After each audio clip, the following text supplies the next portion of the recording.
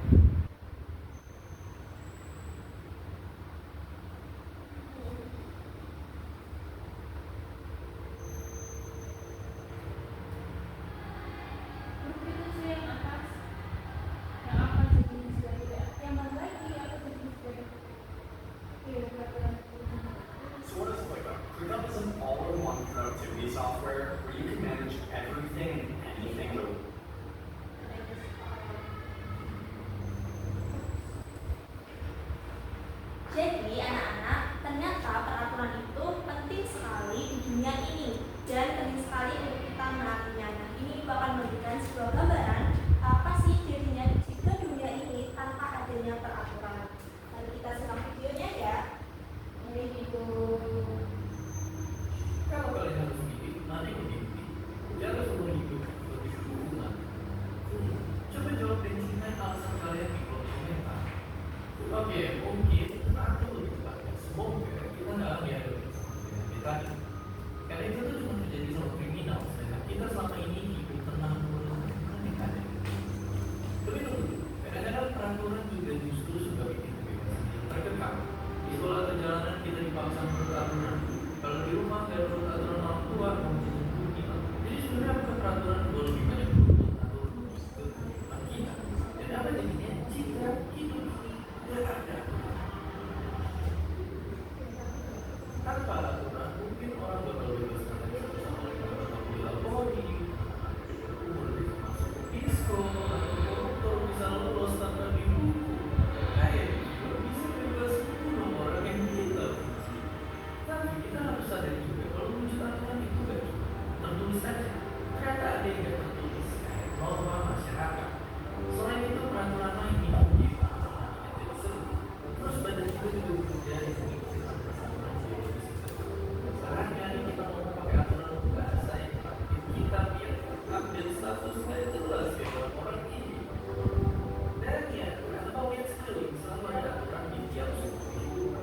Tapi amalan dunia tanpa peraturan itu mustahil ada. Oke, mari sama-sama dorong pada jauh-jauh karena dunia milik aturan adanya beberapa doang. Gak usah menurut aturan berbahasa untuk ada, cuma alam anjing berlaku. Tapi ingat, aturan itu juga bentuk secara natural, biar spesies kita bisa saling bersekutu dan bertahan hidup. Contohnya lihat aja singa atau semut yang punya aturan sendiri dan tiap individunya jadi bisa kayak kerja sama. Manusia pun juga sama, dulu kita ngebikin cuma sama beberapa puluh orang. Hukum sosial pun muncul dengan sendirinya dari masyarakat dan jadi faktor yang bikin kita bisa berhimpun dalam ribuan, bahkan jutaan dan membangun peradaban. Oke, itulah cuman.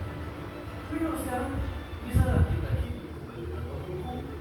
Misalnya gimana kalau nggak ada yang namanya pemerintah? Fakta menunjukkannya ada juga negara-negara yang sempat nggak punya pemerintah. Contohnya Belgia, Spanyol, dan Irlandia Utara yang jalan berbulan-bulan tahun tanpa pemerintah resminya. Dan yang lebih seru ada Somalia yang bertumpahan darah dari meletusnya perang saudara selama belasan tahun. Somalia nggak punya pemerintahan aktif yang bisa melindungi rakyatnya. Jadi ya, gimana paradoks tanpa peraturan justru nggak ada kebebasan. Tapi saat peraturan yang ada malah nyakitin rugi atau bahkan mendiskriminasi banyak orang, itu bisa jadi senjata berbahaya di tangan mereka yang harus berusaha.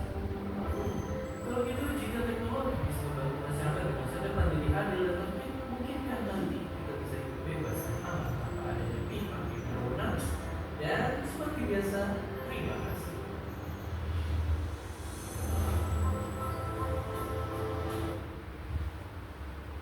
Baik anak-anak, setelah mengamati video tersebut, jadi kita paham bagaimana dunia ini tanpa adanya aturan, dunia bakal rusak dan kita juga akan hidup ternyata tidak adanya aturan itu juga mengancam kebebasan kita. Jadi misal kita mau ini tidak ada aturan itu bebas, tapi itu juga menyakiti kita sendiri. Jadi itulah pentingnya peraturan tertulis dan peraturan tidak tertulis dari dunia ini. Nah, kan Ibu sudah menerangkan tentang perbedaan peraturan tertulis dan peraturan tidak tertulis. Nah, sekarang kita akan mengerjakan sebuah ini ya, diorama. Kalian tahu diorama? Ini sudah. Kalian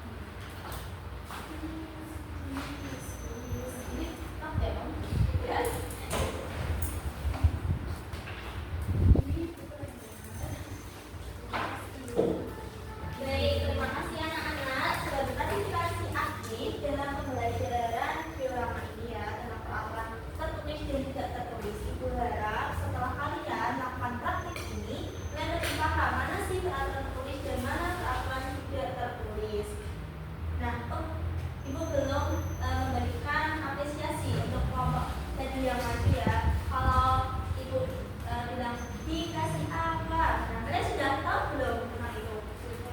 Nah, mari kita apresiasi kelompok satu dengan dikasih apa? Dikasih W, kasih O, kasih W. Wow, keren. Wow, keren. Jadi selanjutnya ibu akan melakukan refleksi terhadap pembelajaran pada pertemuan kali ini. Jadi dari anak-anak apakah ada yang mau menjelaskan sedikit dari pembelajaran kita tadi tentang apa itu peraturan tertulis dan apa itu peraturan tidak tertulis? Saya Ibu. Baik, silakan Mbak Zahra.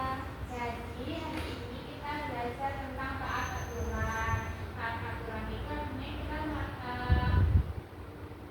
taat dengan peraturan yang ada. Peraturan tertulis, peraturan tertulis, dan peraturan yang tidak tertulis. Kalau yang tertulis itu dikeluarkan oleh pemerintah, kalau yang tidak tertulis itu peraturan yang dikeluarkan di masyarakat atau aktivitas istiadat setempat. Nah, betul sekali untuk Mbak Zahra. Saya kasih nilai plus ya untuk yang sudah aktif dalam pembelajaran kali ini.